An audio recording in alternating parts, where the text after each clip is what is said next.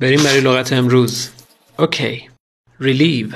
تلفظش رو دقت کنید. یه صدای ای کوتاه، یه صدای ای کشیده. استرس روی هجای دوم. relieve یعنی it's a verb. فعل یعنی تسکین دادن درد یا کم کردن رنج. مثلا this pill relieves pain. این قرص درد رو تسکین میده. یا مثلا یه اصطلاحی هست میگیم که I'm relieved. خیالم راحت شد. یعنی یه نگرانی اضطرابی داشتم که برطرف شد. حالا یه جمله با هم بخونیم که دیگه کامل یادش بگیریم. با من بخون. Drinking warm tea often relieves a sore throat. نوشیدن چای گرم معمولاً گلودرد رو تسکین میده. تو هم سعی کن یه جمله باش بسازی. lunatic.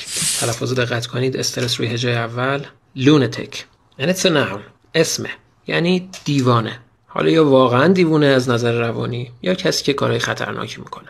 سینونیم maniac and madman or mad woman. یه مثال بخونیم راجع به این آقای دیوانه تا دیگه کامل یادش بگیریم. Behind the wheel, he's no different from a lunatic. پشت فرمون هیچ تفاوتی با یه دیوانه نداره. اوکی؟ حالا شما چند تا سینونیم دیگه براش بگیم. Transmit. تلفظ دقت کنید. استرس روی هجای آخر. Transmit and it's a verb. فعل یعنی فرستادن، منتقل کردن.